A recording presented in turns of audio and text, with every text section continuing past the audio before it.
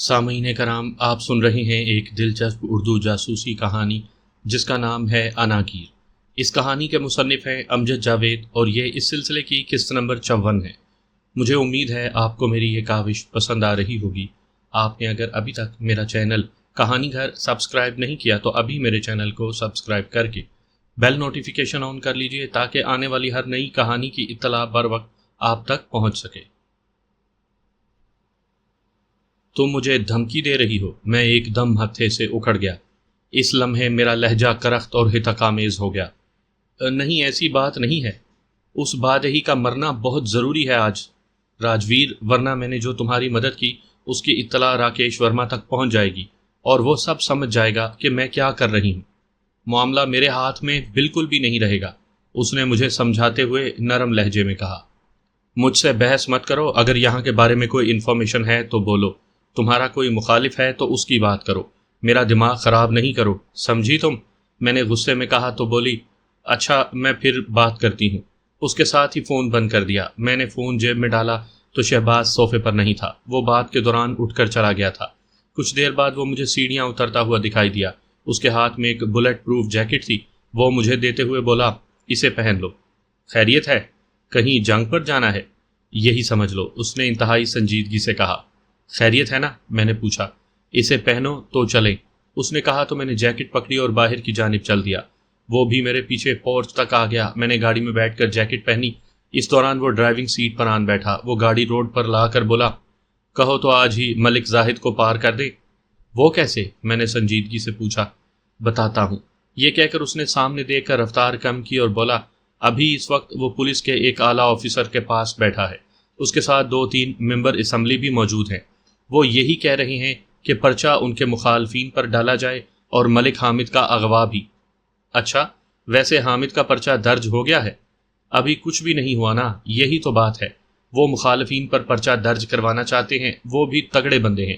Police درمیان میں یہی کہہ رہی ہے کہ جھوٹا پرچہ نہ کروائیں، ہمیں تفتیش تو کرنے دیں۔ یہاں پر آ کر ان کا موقف ہے کہ جن لوگوں نے فارم ہاؤس پر چھاپا مارا ہے یا جن کے کہنے پر مارا ہے ان کی نشاندہی کر دو۔ اب پولیس والے کیا بتائیں، اس نے سنجیدگی سے کہا۔ اس میں زاہد کو پار کرنے والی کیا بات ہے؟ میں نے اکتاہٹ سے پوچھا۔ وہاں پولیس آفیسر کے پاس سوائے بحث و مباحثے کے کچھ بھی نہیں ہونا۔ وہ وہاں سے نکلے گا تو صحیح، جب بھی نکلے، اس نے سمجھایا۔ ہاں نکلنا تو ہے، وہیں تو رہنا نہیں اس نے اس کی بات سمجھتے ہوئے کہا۔ اب سنو، اس کے گھر کے راستے میں ایک پولیس چوکی آتی ہے، یہی سڑک پر بیریئر لگائے ہوئے۔ اس نے اپنی بات سمجھانی چاہی تو میں سمجھ گیا، لیکن ایک بات میرے دماغ میں اٹک گئی۔ اس پر میں نے کہا، کیا وہاں پر پولیس کو شامل کیے بنا بات نہیں بننی؟ اس کے پاس گاڑی بھی بلٹ پروف ہوگی۔ تم ٹھیک سوچ رہے ہو، ہاں ایسا ہی ہے، لیکن ہم پولیس کو شامل نہیں کر رہے۔ وہ کیسے؟ میں نے پوچھا۔ اس کے گھر کے راستے پر ایک ہی چوکی ہے، لیکن آج اسے 2 چوکیاں ملیں گی۔ تھوڑے سے فاصلے پر دوسری چوکی اسی کے لیے بنائی گئی ہے۔ اس کا مطلب ہے بات ہو گئی ہے تمہاری؟ میں نے پوچھا۔ ہاں نا، بس ہم نے وہاں تک جانا ہے۔ دوسری چوکی پر پولیس والے نہیں ہیں، بلکہ وہاں پر جو انچارج بنا ہوگا اس لڑکے کا بھائی مارا ہوا ہے انہوں نے۔ وہ کئی ماہ سے بدلہ لینے کے لیے بےتاب ہے، انہوں نے روکنا ہے اور ہم نے مارنا ہے۔ سب طے ہو گیا ہے نا؟ میں نے تصدیق کرتے ہوئے پوچھا۔ بالکل، انہی لڑکوں کا ایک بندہ اس وقت تھانے میں ہے، وہی اطلاع دے رہا ہے۔ اب بس ملک زاہد اسی راستے سے واپس اپنے گھر جائے تو سارا کام ہو جائے گا، کیونکہ اس نے اپنی بات ادھوری چھوڑ دی۔ میں خاموش رہتے ہوئے اپنے پسٹل چیک کرنے لگا۔ میگزین میں بلٹ دیکھے، انہیں بالکل تیار کیا۔ کچھ دیر کے بعد ہم ایک پولیس ناکے پر پہنچ گئے۔ وہ ایک رواں دواں 2 رویہ سڑک تھی، 1 وے ٹریفک چل رہی تھی۔ انہوں نے ایک طرف ناکا لگایا ہوا تھا جس کے ساتھ ہی آگے موڑ پڑتا تھا۔ اگر وہاں بے تحاشا ٹریفک نہیں تھی تو بہت کم بھی نہیں تھی، درمیانے درجے کا پوش علاقہ تھا۔ جیسے ہی شہباز نے بریک لگائے، ایک پولیس والے نے ہمیں روک لیا۔ ایک پولیس والے نے شہباز کی طرف آ کر پوچھا، ہاں جی، کدھر جا رہے ہیں؟ آپ لوگوں کی طرف ہی آئے ہیں، کہاں ہے مانا؟ شہباز نے کہا تو اس پولیس والے نے چونک کر دیکھا، جس پر شہباز نے طنزیہ لہجے میں کہا، اوے ماما، منہ بند کر، مکھی پڑ جائے گی، جا بھیج اسے۔ اس نے کوئی بات نہیں کی اور چپ چاپ واپس پلٹ گیا۔ چند لمحوں میں ایک نوجوان سا لڑکا آ گیا۔ اس لڑکے نے مسکراتے ہوئے چہرے کے ساتھ کہا، آؤ بھاجی، آ گئے ہو؟ یار تم نے بلایا تو میں آ گیا، بولو کیا کرنا ہے؟ آپ ہم سے بڑے ہیں، جو کرنا ہے آپ ہی نے کرنا ہے، آپ بتا دیں۔ اس نے نہایت عاجزی سے مسکراتے ہوئے کہا تو مجھے اس کی ہنسی انتہائی منافقانہ لگی، جو یہی ظاہر کر رہی تھی کہ وہ کوئی اچھا آدمی نہیں ہے۔ میں نے کوئی رد عمل نہیں دیا۔ تبھی شہباز نے کہا، بس تم لوگوں نے کسی طرح ان کے ڈرائیور کو نیچے اتار لینا ہے، باقی سب ٹھیک ہو جائے گا۔ جیسے ہی ڈرائیور اترے گا ہم آ جائیں گے۔ ٹھیک ہو گیا بھائی جان، وہ کہتے ہوئے گاڑی سے پیچھے ہٹا تو شہباز نے گاڑی آگے بڑھا دی۔ ہم اگلے کراس تک گئے اور گاڑی واپس موڑ لی۔ اس طرح پھر اگلے کراس تک جا کر ایک جوس والے کے پاس گاڑی روک کر جوس پینے لگے۔ ہمیں وقت چاہیے تھا، ہم بڑے سکون سے وہاں گپ شپ کرتے ہوئے جوس پیتے رہے، اس سڑک کا جائزہ لیتے رہے۔ تقریباً 15 منٹ کے بعد شہباز کا فون بج اٹھا۔ اس نے دوسری طرف سے سنا اور فون بند کر کے جیب میں ڈال لیا۔ وہ اطمینان سے جوس پیتا رہا۔ کچھ دیر بعد اسی اطمینان سے گلاس واپس رکھتے ہوئے ادائیگی کرنے لگا۔ میں نے خالی گلاس واپس رکھا تو وہ گاڑی کی طرف چل پڑا۔ میں پیسنجر سیٹ پر بیٹھا تو گاڑی سٹارٹ کرتے ہوئے بولا، ملک زاہد تھانے سے نکل چکا ہے، یہاں تک آتے ہوئے 20 سے 25 منٹ لگ سکتے ہیں۔ وہ بندہ اس کے پیچھے ہے اور مسلسل ہمارے رابطے میں ہے۔ اب کہاں پر ہے؟ میں نے پوچھا۔ یہیں کہیں نزدیک ہوگا، اس نے کہا اور گاڑی بڑھا دی۔ ناکے پر 2 گاڑیاں کھڑی تھی، انہوں نے اسے پار کیا اور ہماری گاڑی ناکے سے پار یوں لگوا دی کہ ہم فوراً وہاں سے گاڑی نکال سکتے تھے۔ میں گاڑی سے نیچے اتر آیا۔ سڑک پر چاہے جتنی مرضی روشنی تھی لیکن رات ہی کا وقت تھا۔ سامنے سڑک کے پار دکانوں کی روشنی بھی آ رہی تھی۔ وہ سڑک ون وے تھی، دوسری جانب کی ٹریفک رواں تھی۔ میں نے چاروں اطراف کا جائزہ لیا اور سڑک کنارے فٹ پاتھ پر کھڑا ہو گیا۔ اس وقت ماہنے کے چہرے پر رومال بندھا ہوا تھا، جیسے عام پولیس والے آلودگی سے بچنے کے لیے لگا لیتے ہیں۔ وہ باہر آنے والی گاڑیوں کو جلدی جلدی نکال رہے تھے۔ پھر وہ لمحہ آ گیا جس کا انتظار تھا۔ ایک گاڑی تیزی سے آ کر رک گئی، اس کے پیچھے بھی ایک اور گاڑی آ کر رکی۔ مانا بالکل الرٹ تھا، اسے بتا دیا گیا تھا۔ ایک لڑکا ڈرائیور سیٹ کی طرف گیا اور ان سے باتیں کرنے لگا۔ وہی ہوا، ماہنے کو وہاں تک جانا پڑا۔ اس نے جاتے ہی سخت لہجے میں بات کی تو ان کی منہ ماری ہونے لگی۔ ملک زاہد کا ڈرائیور اس بات پر ناراض ہونے لگا کہ ہمت کیسے ہوئی ہمیں روکنے کی۔ اس دوران مانے نے ہمیں مخصوص اشارہ کر دیا، جس کا مطلب یہی تھا کہ ملک زاہد پیسنجر سیٹ پر بیٹھا ہے۔ میں پوری توجہ سے انہیں دیکھ رہا تھا اور اس لمحے کا انتظار کر رہا تھا جب مجھے آگے بڑھنا تھا۔ اچانک پچھلی سیٹ کے دونوں دروازے کھلے اور اس میں سے 2 لوگ باہر آ گئے۔ وہ ہتک آمیز انداز میں مانے کو دھکے مارنے لگے۔ یہی وقت انتہائی مناسب تھا۔ میں نے چند تیز قدم اٹھائے، پیسنجر سیٹ والا دروازہ بائیں ہاتھ سے کھولا۔ اس وقت ملک زاہد دوسری جانب باہر دیکھ رہا تھا۔ اچانک دروازہ کھلنے پر اس نے چونک کر میری طرف دیکھا۔ میں نے دائیں ہاتھ سے پسٹل سیدھا کر کے ملک زاہد کے سر پر رکھ کر فائر کر دیا۔ ایک دھماکہ ہوا تو گاڑی سے نکلنے والے بندے حیرت سے ایک دم سے پلٹے۔ مانے اور اس کے دونوں ساتھیوں نے اسی وقت دوڑ لگا دی۔ ڈرائیور اور وہ آدمی حیرت بھری نگاہوں سے میری طرف دیکھنے لگے۔ ملک زاہد کو مار کر میں اپنی گاڑی کی طرف بھاگنے لگا تھا۔ میں نہیں جانتا تھا کہ ان 2 لوگوں نے یا ڈرائیور نے اسلحہ نکالا تھا یا پچھلی گاڑی والوں میں سے کوئی بندے اترے تھے۔ شہباز جو میرے کور پر تھا، ایک دم سے اس نے فائرنگ کرنا شروع کر دی۔ ممکن ہے انہوں نے اسلحہ نکال لیا ہو، کیونکہ طے یہ ہوا تھا کہ اگر وہ مزاحمت نہ کر سکے تو فائر نہیں کرے گا۔ وہ فائر کرتے ہوئے بھاگتا ہوا آیا، یہاں تک کہ وہ گاڑی کے نزدیک پہنچ گیا۔ میں گاڑی سٹارٹ کر چکا تھا، وہ دروازہ کھول کر بیٹھا ہی تھا کہ میں نے گاڑی بھگا دی۔ میں ہر آنے والے لمحے کے ساتھ دور ہوتا چلا گیا۔ صبح میری آنکھ کھلی تو ساوری مجھ پر جھکی ہوئی تھی۔ میں نے اسے یوں دیکھ کر ہولے سے پوچھا، کیا بات ہے، یوں کیوں دیکھ رہی ہو؟ بس ویسے ہی، رات تم نیند میں کافی بے چین رہے ہو۔ اس نے بھی ہولے سے کہا تو میں نے اٹھ کر بیٹھتے ہوئے پوچھا، تم مجھے نیند میں بھی دیکھتی رہتی ہو؟ ہاں نا، تیری ذرا سی بے چینی مجھے پریشان کر دیتی ہے۔ اس نے اپنا ماتھا میرے ماتھے کے ساتھ لگاتے ہوئے کہا، اتنا پریشان نہ ہوا کر، میرے تو نصیب میں ایسی بے چینیاں ہیں، تھوڑی سی مجھے دے دے۔ اس نے کہا، اچھا زیادہ رومانوی مکالمے مت بول، لگتا ہے تم یہاں آ کر فلمیں کچھ زیادہ ہی دیکھنے لگی ہو۔ میں نے موضوع بدل دینے کی خاطر کہا تو ایک دم سے پیچھے ہٹتے ہوئے کہا لگا کر ہنس دی، پھر لاڈ سے پوچھنے لگی، اچھا جو فلمیں دیکھتا ہے وہی رومانوی ہوتا ہے؟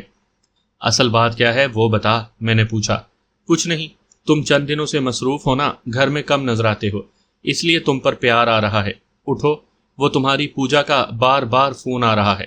سن لو پھر، تیار ہو کر ناشتہ کرو، میں نے بھی تمہارے ساتھ ہی ناشتہ کرنا ہے۔ اتنا پیار نہ دو، میں گھر ہی بیٹھ جاؤں، میں نے ہنستے ہوئے کہا اور فون کی طرف ہاتھ بڑھایا۔ میں نے اس پر کالیں دیکھیں تو شہباز کی کال کے ساتھ پوجا کی کال بھی تھی۔ میں نے پہلے شہباز کو کال کی، اس نے کال ریسیو کرتے ہی ایک دم سے کہا، ابھی کسی نے خبر دی ہے کہ ملک سرفراز وطن واپس آ گیا ہے، اس کے کافی ذرائع ہیں، ذرا محتاط ہو جانا۔ اوئے ماما، میں ٹی وی پر انٹرویو دینے جا رہا ہوں، پاگل ہو تم؟ میں نے طنزیہ لہجے میں کہا تو وہ کہا لگا کر بولا، تمہارا کیا پتا، تم چوک میں کھڑے ہو کر تقریر شروع کر دو۔ اور چل بکواس نہ کر، مجھے پوجا کو بھی کال کرنی ہے۔ میں نے کہا تو اس نے کال بند کر دی۔ میں پوجا سے رابطہ کرنے لگا۔ میری دوسری کال پر اس نے کال ریسیو کرتے ہوئے پوچھا، راجویر تم ناراض ہو مجھ سے؟ میں کیوں ناراض ہونے لگا تم سے؟ تمہیں شاید پتہ نہیں، میں اگر کمٹمنٹ کر لیتا ہوں تو اس پر پورا اترتا ہوں، تیری طرح چال باز نہیں ہوں۔ تم مانو کہ تم نے مجھ سے غلط بیانی کی، میں نے غصے والے لہجے میں کہا۔ اچھا چھوڑو، اس وقت مجھے تمہاری بڑی سخت ضرورت ہے، بولو ایک بندہ راستے سے ہٹانا ہے 1-2 دن میں ہی، اس نے کہا۔ ایسی باتیں فون پر کرتے ہیں؟ میں نے پوچھا۔ میں وہی کہنے والی تھی، کہیں بھی جہاں تم چاہو مجھے ملو، میں تمہیں پوری تفصیل بتاؤں گی، اس نے تیزی سے کہا۔ اچھا چل ٹھیک ہے، بتاتا ہوں میں نے کہا اور فون بند کر دیا۔ میں فریش ہو کر تیار ہوا اور ناشتے کی میز تک جا پہنچا۔ سامنے شہباز اور شانزے کو دیکھ کر مجھے ذرا بھی حیرت نہیں ہوئی، مجھے پتا تھا کہ وہ ایسا ہی کوئی ڈرامہ کرے گا۔ میں سلام کر کے ایک کرسی پر بیٹھ گیا تو شہباز نے کہا، طبیعت ٹھیک ہے تمہاری؟ کوئی بات نہیں کی؟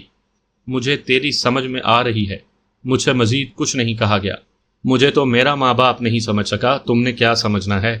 بہرحال آپ نے حکم فرمایا تھا اور ہم حاضر ہو گئے۔ میں نے ساوری کی طرف دیکھا تو اس کے چہرے پر تھوڑی سی مسکراہٹ تھی۔ میں نے اسے پوچھا، تمہیں پتا تھا ان کے آنے کا؟ ہاں مجھے شانزے نے بتایا تھا، اس نے ہونٹوں میں مسکراتے ہوئے کہا تو میں حیران ہو گیا۔ میں نے اسی حیرت میں اسے کہا، بیگم یہ بات میں نے تمہیں خود بتانی تھی، مجھے کل شام ہی پتا چلا تھا کہ شادی شدہ ہے۔ مجھے شانزے نے رات ہی ساری تفصیل بتا دی تھی اور اس نے صبح آنا تھا، بس ایویں ہی ہم دونوں نے تمہارے لیے سرپرائز رکھا تھا۔ ساوری نے میری آنکھوں میں دیکھتے ہوئے پیار سے کہا تو میں خفگی سے بولا، مطلب تم ان کے ساتھ مل گئی ہو؟ ہاں مل گئی ہوں۔ اب تمہیں ناشتہ کرنا ہے تو چپ چاپ بیٹھو ورنہ جاؤ، ساوری نے ایک دم سے کہا تو میرا کیا کہا نکل گیا۔ اب ماما آرام ہے، شہباز نے کہا اور کہکا لگا کر ہنس دیا۔ شان سے ایک بات بتاؤ، یہ اکثر اپنے کنوارے پن ہونے کا بتا کر ہمدردیاں سمیٹ کر کھانا کھاتا ہے، اس کی وجہ تم بتا سکتی ہو؟ میں نے پوچھا تو شہباز جلدی سے بولا، یہ مجھ سے پوچھ۔ چل بتا، میں نے کہا۔ جب یہ اپنے کام میں مصروف ہوتی ہے تو میں اسے تنگ نہیں کرتا، اگر سو رہی ہو تب بھی، اس نے سنجیدگی سے کہا تو میں نے مزید سوال نہیں کیا۔ اتنے میں شبانہ اور فرزانہ باقی ماندہ ناشتے کا سامان لے کر وہیں آ گئیں۔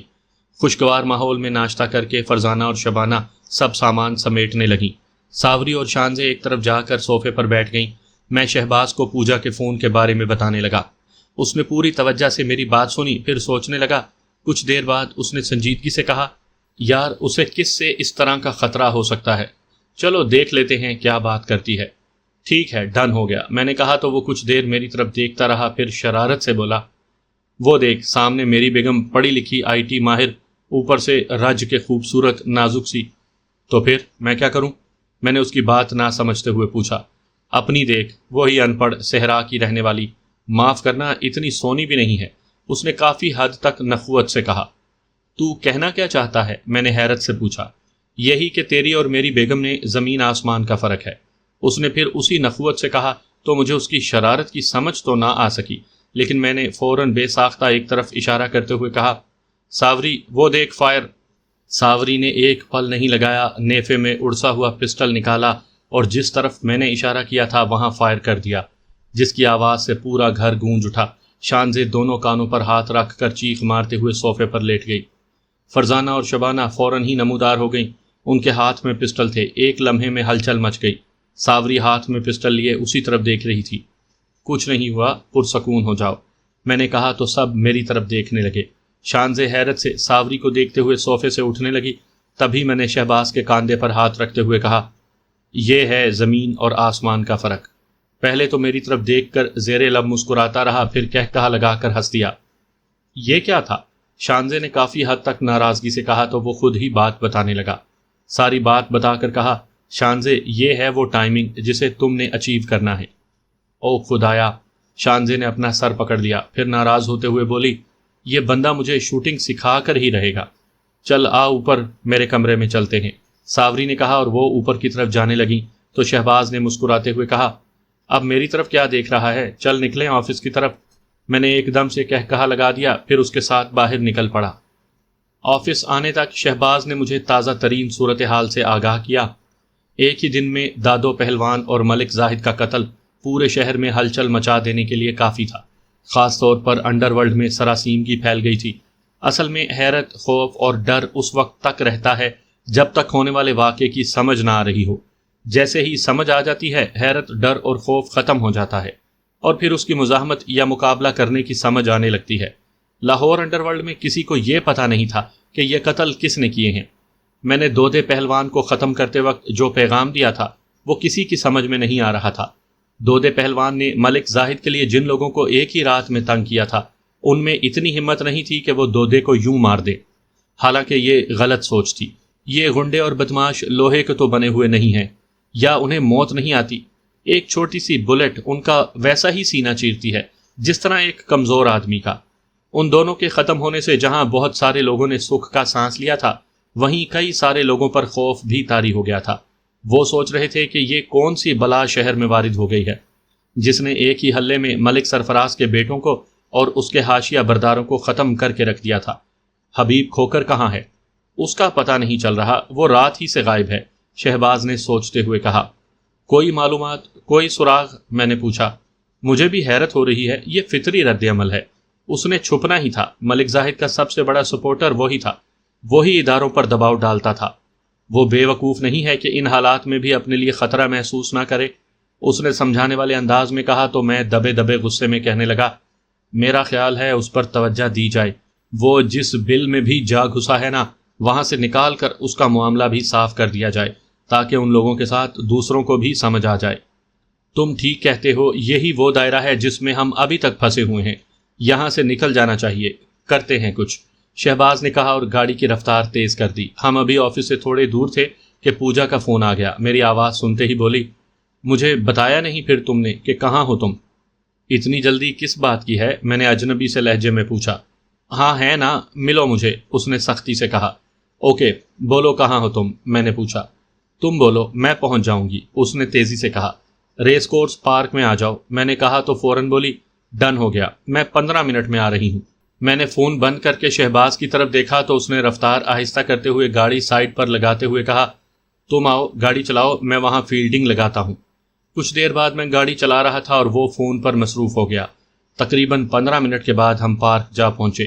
شہباز نے گاڑی پارکنگ میں لگائی اور مجھ سے تھوڑے فاصلے پر میرے پیچھے چلتا چلا آیا۔ میں گیٹ پار کر کے تھوڑا آگے گیا تو پوجا کا فون آ گیا۔ کہاں ہو تم؟ اس نے پوچھا۔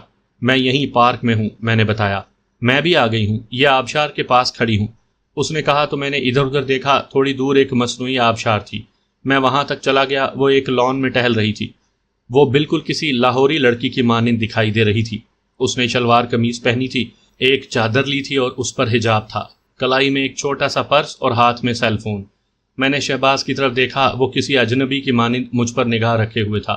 میں پوجا کے پاس جا پہنچا۔ وہ مجھے دیکھتے ہی آگے بڑھی اور میرے چہرے پر دیکھتے ہوئے بولی، تم مجھ پر اعتماد کیوں نہیں کرتے ہو؟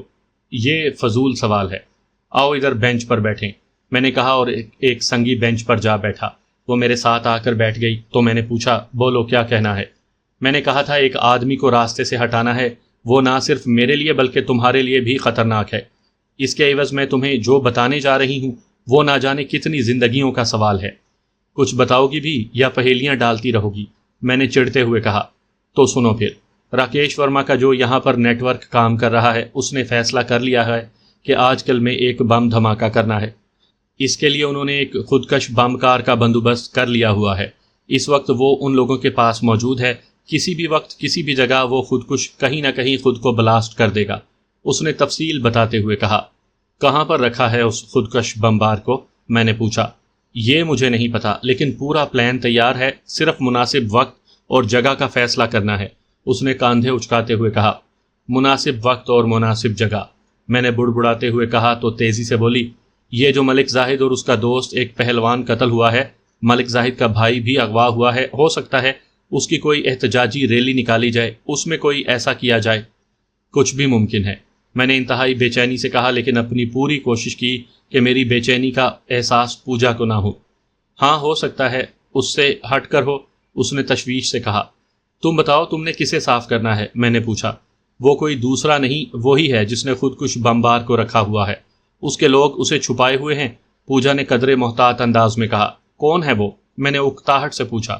حبیب کھوکھر، اس نے سرسراتے ہوئے بتایا تو مجھے اتنی حیرت نہیں ہوئی، وہ کچھ بھی کر سکتا تھا، میں پہلے ہی سے جانتا تھا کہ اس وقت پوجا کی راہ میں وہی حائل ہے، لیکن وہ جرم کی دنیا میں اس قدر آگے بڑھ جائے گا کہ دہشت گردی پر اترائے گا، یہ میرے ذہن میں نہیں تھا۔ اوکے ہو گیا، میں نے حتمی لہجے میں کہا۔ میں تمہیں اس کی وہ ساری تفصیلات بھیجتی رہوں گی جو راکیش ورما نیٹ ورک کی طرف سے آتی رہیں گی، اس نے تیزی سے کہا۔ کوئی آئیڈیا ہے کہ وہ خودکش کہاں پر ہو سکتا ہے؟ میں نے یوں ہی پوچھا۔ حتمی لوکیشن کا تو مجھے نہیں پتا، بس اتنا معلوم ہے کہ وہ کوئی ڈیرا ہے اور لاہور ہی کے مضافات میں ہے۔ میں کوشش کر کے تلاش کرتی ہوں، اس نے سنجیدگی سے کہا تو میں نے اس کے چہرے پر دیکھتے ہوئے پوچھا، اور کچھ نہیں، بس مجھے اس بادہی کی فکر ہے، وہ کہاں گئی؟ اس نے تشویش سے کہا تو میں نے پوچھا، کیا وہ اتنی ہی خطرناک ہے؟ وہ صرف اس حوالے سے خطرناک ہے کہ وہ یہاں کی ساری خبریں دیتی ہے۔ پچھلے 2 برس سے وہ دبئی میں تھی، کچھ عرصہ پہلے یہاں آئی ہے، بس سمجھ لو وہ ایک سورس ہے، اس نے بتایا۔ وہ جانے اور تم جانو، اب یہ بتاؤ کہ پہلے تم نے نکلنا ہے یا میں نے؟ کیا مطلب؟ اس نے پوچھا تو میں نے سنجیدگی سے کہا، ظاہر ہے تم بھی اپنے لوگ لے کر آئی ہو اور میں بھی، ہم اکیلے تو یہاں نہیں بیٹھے۔ اس نے چونک کر میری طرف دیکھا اور پھر سر جھکاتے ہوئے بولی، میں نکلتی ہوں۔ اوکے جاؤ پھر، میں نے کہا اور بینچ کے ساتھ ٹیک لگا لی۔ وہ ایک دم سے اٹھی اور لان سے نکلتی چلی گئی۔ کچھ دیر بعد میں بھی اٹھ گیا۔ پارکنگ سے نکلتے ہوئے جب میں ڈرائیونگ کرتے ہوئے مال روڈ پر آیا تو میں نے چاچا عبد المجید کو اس صورتحال کے بارے میں بتانے کے لیے فون کر دیا۔ شہباز نے اسپیکر آن کر دیا، انہوں نے میری بات پورے تحمل سے سنی اور پھر تشویش زدہ لہجے میں بولے، یہ خبر تو مجھے بھی ہے، کچھ لڑکے لگائے ہوئے ہیں اس کام پر، مگر یہ پتہ نہیں تھا کہ وہ کہاں ہے۔ اب اگر حبیب کھوکھر کے پاس ہے تو اگلے چند گھنٹوں میں اس کا پتہ چل جائے گا۔ ٹھیک ہے، شاید پوجا مجھے بتا دے، میں نے کہا۔ کچھ بھی کریں گے لیکن اسے تلاش تو کریں گے۔ تم تیار رہو، فوراً نکلنا ہوگا، کیونکہ دودے پہلوان کا اور ملک زاہد کا آج ہی جنازہ ہے اور ایک ہی جگہ ہے، یہ کسی بھی ریلی سے کم نہیں ہوگا، چاچا نے تشویش سے کہا۔ تو اس کا مطلب ہے ہمارے پاس وقت بہت ہی کم ہے، میں نے ایک دم سے چونکتے ہوئے کہا۔ ہاں نا، ہو سکتا ہے اس جنازے میں حبیب کھوکر بھی ہو تاکہ اس پر شک ہی نہ جا سکے۔ اگلے 2 گھنٹے ہمارے لیے بہت اہم ہیں، چاچا نے لرزتے ہوئے لہجے میں کہا تو مجھے بھی ان حالات کی گھمبیرتا کا احساس ہوا۔ پہلی بار چاچا کے لہجے میں اعتماد ڈاواں ڈول تھا۔ آپ فکر نہ کریں، میں دیکھتا ہوں، میں نے کہا اور فون بند کرنے کے لیے شہباز کو اشارہ کیا۔ فون اس سے پہلے ہی بند ہو گیا، اس نے اسپیکر پر ساری بات سن لی تھی، وہ بھی پریشان ہو گیا۔ اس کے منہ سے بے ساختہ نکلا، صرف 2 گھنٹے، اس دوران تو وہ وہاں سے تیار ہو کر نکلنے والا بھی ہوگا۔ ہاں یہ بھی ہے، میں نے بے چین ہوتے ہوئے کہا تو اچانک وہ تیزی سے جوش کے ساتھ بولا، ٹھہرو ذرا، میں پتہ کرتا ہوں اس کے ڈیرے کہاں پر ہیں۔ اس نے تیزی سے سیل فون پر پیغام چھوڑ دیا۔ شانزے تو اس وقت ساوری کے ساتھ ہوگی، میں نے سوچتے ہوئے کہا تو وہ پریشانی میں بولا، ہاں یہ تو ہے، لیکن خیر کچھ نہ کچھ تو کرتے ہیں۔ ہمارے درمیان ایک عجیب بے چینی بھری صورتحال پیدا ہو گئی تھی۔ میرے دماغ میں صرف یہی تھا کہ اگر یہ حادثہ ان کے جنازے میں ہو گیا تو کتنے بے گناہ لوگ مارے جائیں گے، اس کا سارا فائدہ ہمارا دشمن اٹھائے گا، کتنے گھر اجڑیں گے۔ میں جوں سوچتا جا رہا تھا، میرے خون کی گردش بڑھتی چلی جا رہی تھی۔ یہی ایک سوچ تھی جس نے مجھے ہلا کر رکھ دیا تھا۔ علی، شہباز نے مجھے پکارا تو میں نے چونکتے ہوئے کہا، ہاں۔ رفتار آہستہ کرو، اس نے دھیمے سے کہا تو مجھے احساس ہوا کہ میں گاڑی تیز بھگا رہا تھا۔ میں نے فوراً ہی رفتار آہستہ نہیں کی، دھیرے دھیرے رفتار کم کرتا چلا گیا۔ مجھے رفتار کے ساتھ اپنے اعصاب پر بھی قابو پانا تھا، میں خود پر قابو پاتا چلا گیا۔ اس وقت میں باغ جناح کے پاس سے گزر رہا تھا جب پوجا کا فون آ گیا۔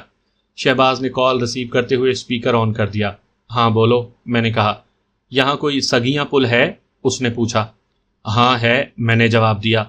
اس کے پاس جو کھوکھر کا ڈیرا ہے وہ خودکش وہیں پر ہے۔ اور راجویر؟ وقت بہت کم ہے، اس نے کہا۔ کیا مطلب؟ میں نے پوچھا۔ میرے سورس نے یہی بتایا ہے، وہ وہاں سے نکلنے کی تیاری کر رہا ہے، اب یہ پتہ نہیں کہاں جانا ہے، اس نے افسردہ لہجے میں کہا۔ اب تو مجھے یہ بتاؤ کہ کھوکھر کو پہلے ختم کرنا ہے یا خودکش کو اٹھانا ہے؟ میں نے جان بوجھ کر اس سے یہ سوال کیا تھا۔ ظاہر ہے اب تو اس خودکش کا معاملہ ہی نپٹانا ہے، وہ تیزی سے بولی۔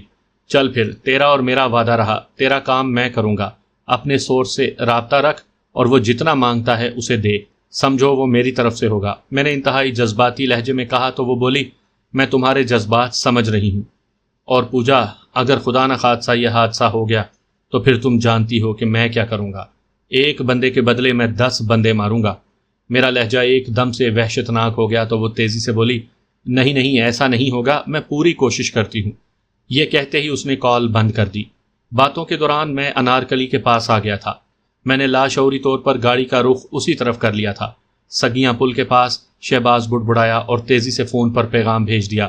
اس کا چہرہ قابل دید تھا۔ اچانک اس کا چہرہ سرخ ہو گیا، اس کی آنکھوں میں خون اتر آیا تھا۔ میں نے شہباز کا چہرہ پہلی بار ایسا دیکھا تھا۔ میں شہباز کی کیفیات کو سمجھ رہا تھا کیونکہ میرا حال بھی کچھ ایسا ہی تھا۔ کچھ دیر پہلے میں جس رفتار سے گاڑی بھگا رہا تھا اس سے میری ذہنی حالت کا اندازہ کیا جا سکتا تھا۔ شہباز نے بڑے تحمل سے مجھے احساس دلایا تھا کہ میں خطرناک حد تک تیز رفتاری سے گاڑی بھگا رہا ہوں۔ وہ لمحہ ایسا ہی تھا، میں خود سے بیگانہ ہو چکا تھا۔ مجھے احساس تھا کہ ایک خودکش حملہ آور کیسی بھیانک تباہی مچاتا ہے۔ اگر کوئی گناہ گار ہو تو اس کی سزا بنتی ہے، لیکن جو کسی بے گناہ کو مارے وہ انتہائی ظالم ہوتا ہے۔ اس کا تعلق نہ تو انسانیت سے ہوتا ہے اور نہ کسی دین دھرم سے۔ وہ ایک وحشی جانور ہوتا ہے جسے سدھایا جاتا ہے۔ وہ ویسا ہی کرتا ہے جیسے اسے سدھایا جائے۔ میں جس قدر اس تباہی کو محسوس کر رہا تھا اسی طرح رفتار بڑھتی چلی جا رہی تھی۔ میری توجہ بٹی، تلخ سوچ سے ذہن ہٹا تو مجھے احساس ہوا۔ میں نے فوراً ہی اپنے حواس پر پھر قابو پا لیا۔ یہ سارا کھیل ہی حواس اور اعصاب پر قابو رکھنے میں تھا۔ اگر یہی میرے ہاتھ میں نہ رہا تو میں بھلا کیا کر سکتا تھا؟ مجھے اپنے اعصاب پر قابو پانے میں چند لمحات لگے۔ میں اپنے آپ میں آ گیا۔ اس وقت ہم سگیاں پل کے قریب پہنچ چکے تھے۔ شہباز کا رابطہ اپنے لوگوں کے ساتھ تھا جو انتہائی برق رفتاری سے سگیاں پل کے پاس کھوکھر کے ڈیرے کے ارد گرد اکٹھا ہونا شروع ہو گئے تھے۔ ہمارا ان کا فاصلہ چند منٹ کا تھا کہ اچانک شہباز کے منہ سے بے ساختہ نکلا، اوئے غضب ہو گیا، وہ نکل پڑا ہے۔ کون؟ وہ خودکش؟ میں نے تیزی سے پوچھا۔ ہاں، وہ موٹر سائیکل پر ہے اور اس کے ساتھ ایک آدمی ہے جس کے پاس ریموٹ ہے۔ اس نے سیل فون پر دیکھتے ہوئے یوں تیزی سے کہا جیسے خود کلامی کر رہا ہو۔ پھر میری طرف سیل فون کی سکرین کرتے ہوئے بولا، یہ دیکھ، یہ ہے ان دونوں کی تصویر۔ میں نے دیکھا کہ بائک پر دو لوگ بیٹھے ہوئے جا رہے تھے۔ ان کی شکل تو دکھائی نہیں دی تھی لیکن ان کے کپڑوں سے انہیں پہچانا جا سکتا تھا۔ میں نے اس تصویر کو ایک نگاہ میں دیکھ کر پوچھا، یہ کیسے پتا چلا؟ یہ عدیل نے بھیجی ہے، تفصیل نہیں بتائی ابھی۔ یہ کہتے ہوئے اس نے ایک دم سے کہا، لو، اس کا وائس میسج بھی آ گیا۔ اس نے وائس میسج کو چلایا تو عدیل کہہ رہا تھا، شہباز بھائی، ہمارے پہنچتے ہی یہ دو لوگ کھوکھر ڈیرے سے نکلے ہیں۔ 3 لوگ ابھی اندر ڈیرے میں تھے۔ ہم نے پوچھا تو انہوں نے صاف انکار کیا، پھر ہمیں تھوڑا سختی کرنا پڑی۔ ایک کو مرتا ہوا دیکھ کر باقی 2 نے سارا کچھ بک دیا ہے کہ وہی لڑکا خودکش ہے جو پیچھے بیٹھا ہے، اور جو بائک چلا رہا ہے اس کے پاس ریموٹ ہے۔ اب سلمان اور میں ان کے پیچھے ہیں، وہ اس وقت ہمارے سامنے جا رہے ہیں۔ انہیں گولی مت مارنا، آبادی سے دور لے جانا ہے۔ اپنی لوکیشن بھیجتے رہو، میں قریب ہوں، شہباز نے کہا اور وائس میسج بھیج دیا۔ او ماما، سیدھی کال کر، میں نے غصے میں کہا۔ بس ذرا صبر کرو، لوکیشن آنے دے، اس نے تحمل سے کہا اور مجھے اشارے سے رکنے کو کہا۔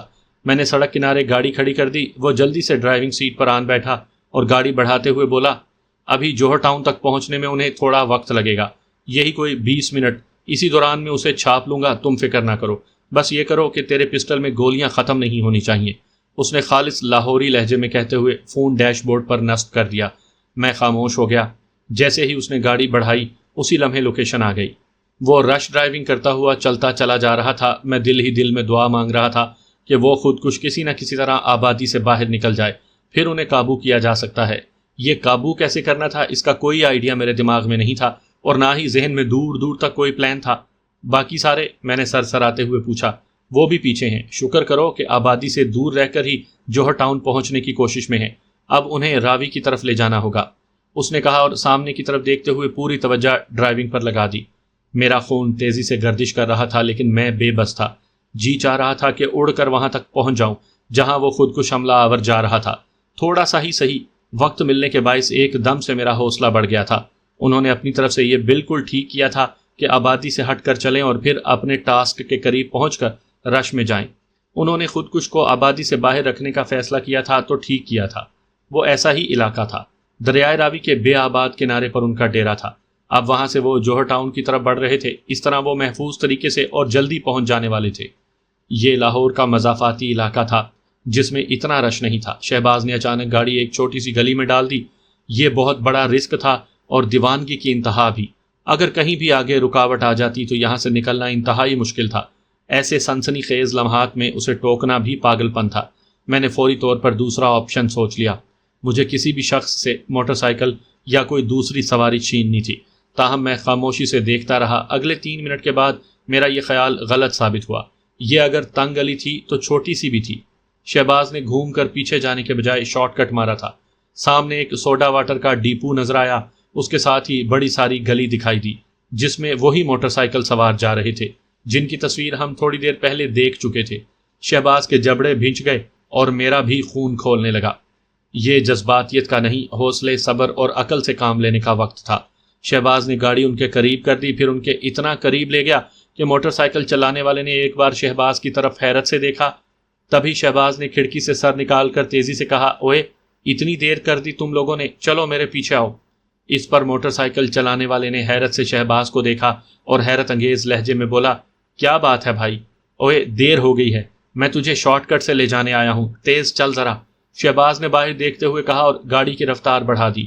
میں نے بیک مرر میں دیکھا، وہ موٹر سائیکل والا ہمارے پیچھے آ رہا تھا۔ میں نے اپنے ارد گرد کا ماحول دیکھا۔ ہمارے دائیں جانب راوی کا خشک اور کیچڑ ملے دریا کا تھوڑا سا پانی تھا۔ ہم دریا کے ساتھ ساتھ چل رہے تھے۔ سامنے تقریباً 1 کلومیٹر کی دوری پر موٹر وے کا پل دکھائی دے رہا تھا۔ تبھی میں نے شہباز سے کہا، بس شہباز یہیں پر ان کا کام کرتے ہیں، چل تیار ہو جا۔ اس نے خود کلامی کے سے انداز میں کہا اور گاڑی کی رفتار کم کرتا چلا گیا۔ چند لمحے کے بعد وہ موٹر سائیکل ان کے برابر آ گیا تو شہباز نے کھڑکی میں سے سر باہر نکال کر اونچی آواز میں کہا، اوئے سن، وہ سامنے اندر بائیں طرف سڑک جا رہی ہے نا، اس پر ڈال لے، میں اب تمہارے پیچھے ہوں، سب سنبھال لوں گا، پیچھے کی فکر مت کر۔ اگر آگے کہیں ذرا سی بھی گڑبڑ لگے تو سر پر ہاتھ پھیر دینا، میں سنبھال لوں گا۔ تم نے بس نکلنا ہے اور ٹارگٹ تک پہنچنا ہے، بس اب فوراً نکلو۔ اوکے، موٹر سائیکل والے نے کہا تو ہم سمجھ گئے کہ وہ ہمارے ٹریپ میں آ چکا ہے۔ جیسے ہی شہباز نے گاڑی کی رفتار کم کی، میں سن روف کھول کر کھڑا ہو گیا۔ اسی لمحے میں نے اپنے پیر سیٹ پر جمائے اور پسٹل سیدھا کر کے تاک کر نشانہ لیا اور پھر یکے بعد دیگرے فائر کرتا چلا گیا۔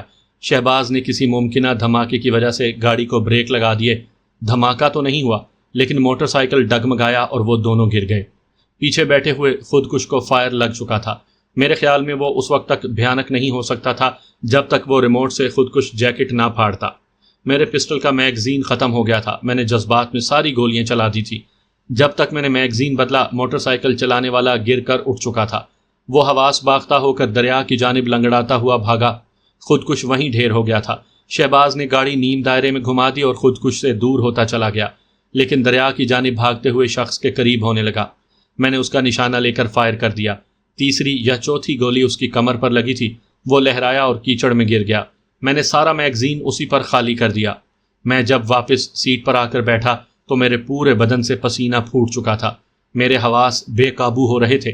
لاشعوری طور پر میں چاہتا تھا کہ وہ بم پھٹ جائے، کیونکہ گرے ہوئے شخص کا اور خودکش کا فاصلہ کافی تھا۔ شہباز گاڑی روک چکا تھا۔ میں تیزی سے اترا اور گرے ہوئے شخص کی طرف بھاگ کھڑا ہوا۔ میں اس کے پاس پہنچا تو وہ سسک رہا تھا۔ میں نے اس کی تلاشی لی۔ میں نے لاشعوری طور پر تیزی سے پوچھا، ریموٹ کہاں ہے؟ کہاں ہے ریموٹ؟ کچمری نہیں میرے پاس، اس نے ہولے ہولے سے کہا۔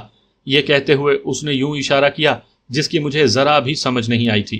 وہ جھوٹ بول رہا تھا۔ میں نے اس کا اعتبار نہیں کیا، بلکہ جنونی انداز میں اس کی تلاشی لینے لگا۔ اس کی پتلون والی جیب میں سے ایک چپٹی سی شے محسوس ہوئی۔ میں نے تیزی سے وہ نکالی۔ وہ بالکل ایسا ہی ریموٹ تھا جیسے کسی کار کا ہوتا ہے۔ کچھ نہیں کرنا علی، میرے پیچھے سے شہباز کی آواز ابھری۔ میں نے مڑ کر دیکھا، کافی سارے لوگ وہاں آ گئے تھے۔ وہ شاید مختلف محکموں سے تھے۔ اب میرا وہاں کوئی کام نہیں تھا۔ میں تیزی سے اٹھا اور گاڑی کی طرف جانے لگا۔ میں اس وقت گاڑی میں بیٹھ گیا تھا جب چاچا عبد المجید کا فون آ گیا۔ میں نے سکون سے سیٹ پر بیٹھتے ہوئے کال ریسیو کر لی اور شہباز کو چلنے کا اشارہ کیا۔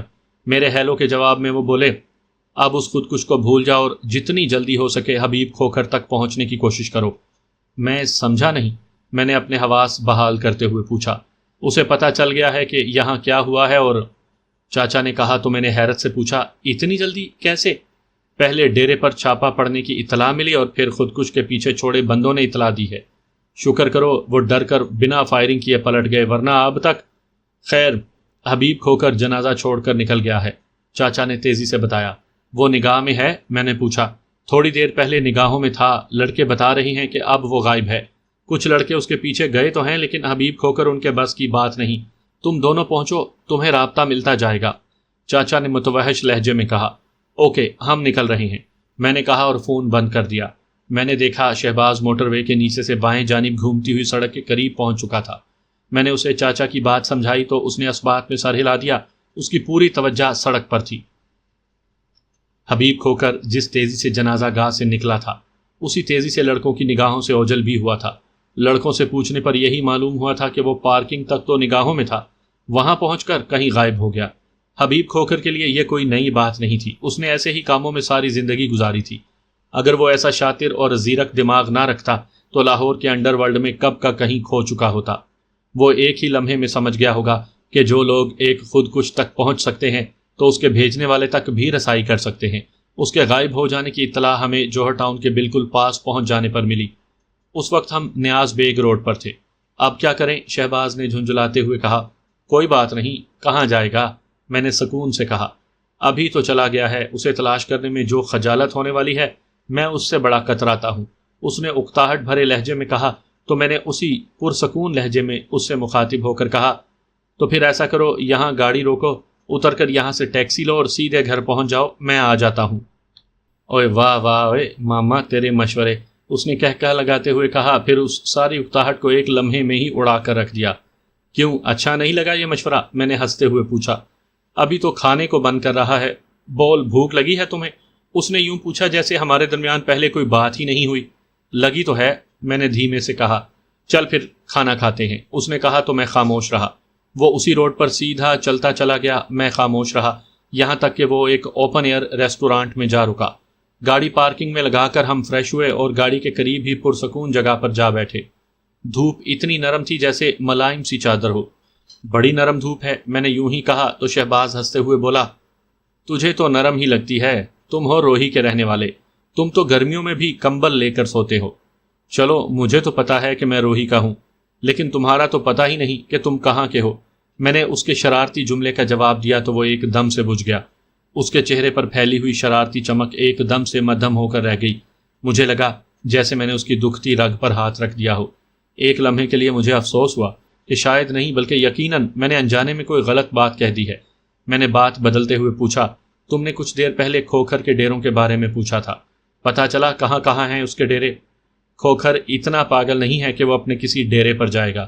اس نے کچی گولیاں نہیں کھیلی، وہ ضرور کہیں ایسی جگہ پر ہوگا جہاں پر کسی کا دھیان بھی نہ جا سکے۔ اس نے دھیمے سے لہجے میں کہا۔ تو پھر کہاں جا سکتا ہے؟ میں نے یوں ہی بات بڑھانے کو پوچھا۔ چاچا کو فون کر، پوچھ کیا بنا اس کا، میرا خیال ہے اسے تلاش کرنا مشکل ہو جائے گا۔ اس نے اپنی رائے دیتے ہوئے کہا، یار پہلے کھانا نہ کھا لیں، پھر پوچھ لیتے ہیں، کوئی ایمرجنسی ہوئی تو خود ہی کال کر لیں گے۔ میں نے کاہلی سے کہا تو اس نے کاندھے اچکا دیے۔ اسی لمحے مجھے خیال آیا تو میں نے کہا، یار اس کے فون نمبر سے کوئی سراغ مل سکتا ہے؟ یار تم حبیب کھوکھر کو بہت ایزی لے رہے ہو۔ جہاں تک میری معلومات ہیں ملک زاہد اور ملک حامد کو اس راہ پر لگانے والا یہی حبیب کھوکھر ہے، ورنہ ان دونوں بھائیوں کی کیا مجال تھی؟ شہباز نے سوچتے ہوئے کہا۔ میں مانتا ہوں اس کے ذرائع بہت ہوں گے، اس کی رسائی بھی بڑی ہوگی، وہ زیر زمین لوگوں میں بھی گہرائی رکھتا ہوگا، لیکن اس کا وجود تو ہے نا، وہ اسی زمین پر سانس لے رہا ہوگا نا، وہ کہاں؟ میں نے کہنا چاہا تو وہ میری بات کاٹتے ہوئے تیزی سے بولا، نہ یار، ابھی مجھے کچھ بھی نہیں معلوم، جو تم کہہ رہے ہو مجھے نہیں سمجھ آتی۔ ذرا سانس لو، سکون سے کھانا کھاؤ، پھر اسے ہی تلاش کرنا ہے، کہیں نہ کہیں سے تو مل ہی جائے گا۔ چل ٹھیک ہے، میں نے کہا اور کرسی سے ٹیک لگا لی۔ مجھے یوں لگ رہا تھا جیسے وہ بات نہیں کرنا چاہتا، وہ ایک دم سے یوں ہو گیا تھا جیسے اس پر اوس پڑ گئی ہو۔ اس کی وجہ کیا تھی میں وہ سمجھ نہیں پا رہا تھا۔ مجھے یوں لگا جیسے میں نے اسے جو جگت لگائی تھی یہ اس کا رد عمل ہے۔ شاید میری بات سے لگا کھاتی کسی بھولی بسری یاد نے اسے تڑپا کر رکھ دیا ہو۔ کھانے کے دوران بھی اس کا موڈ ایسے ہی رہا تو مجھے تشویش ہونے لگی۔ اس وقت ہم چائے کے انتظار میں تھے جب میں نے بڑے محتاط انداز میں نرمی سے پوچھا، تم میری بات سے ناراض تو نہیں ہو گئے ہو؟ کون سی بات؟ اس نے چونکتے ہوئے پوچھا۔ ابھی جو میں نے کہی تھی کہ… میں نے کہا تو میری بات پوری ہونے سے پہلے ہی وہ بول پڑا، ارے نہیں یار، یہ بھی کوئی بات ہوئی بھلا، میرا اپنا گھر تھا یہیں لاہور کے مضافات میں، ایسی بات نہیں، میں دراصل کچھ دوسرا سوچ رہا ہوں۔ ایسا کیا سوچ رہا ہے؟ میں تو تیرا موڈ دیکھ کر بہت کچھ سوچنے لگا ہوں، ایویں گندے گندے خیالات آ رہے ہیں، میں نے ہنستے ہوئے کہا تو وہ ایک دم سے کہا لگاتے ہوئے کرسی کے ساتھ لگ گیا۔ کچھ لمحے یوں ہی ہنستے رہنے کے بعد اچانک سنجیدہ ہوتے ہوئے بولا، یہ نہیں، میں کچھ دوسرا سوچ رہا ہوں۔ وہ کیا؟ میں نے اکتاہٹ سے پوچھا تو اس نے میرے چہرے پر دیکھا. چند لمحے یوں ہی دیکھتے رہنے کے بعد جذباتی لہجے میں بولا، شانزے، میں شانزے کے بارے میں سوچ رہا ہوں. بہت پاگل ہے وہ، اسے یہ لڑنا بھیڑنا تو بالکل بھی نہیں آتا. ایک گولی کی آواز پر وہ سہم جاتی ہے. میں سوچتا ہوں وہ کہیں میری کمزوری نہ بن جائے. پھر دوسری بات، یہ کہہ کر وہ لمحہ بھر کے لیے رکا، پھر سوچتے ہوئے بولا، وہ اپنا سب کچھ چھوڑ کر یہاں میرے پاس آ گئی ہے، ہر پل میرے کام آتی ہے، اور اگر مجھے کچھ ہو گیا، یہی کچھ دیر پہلے وہ بم میرے قریب پھٹ جاتا، کوئی گولی میرے آر پار ہو جاتی، تو شانزے کا کیا بنتا؟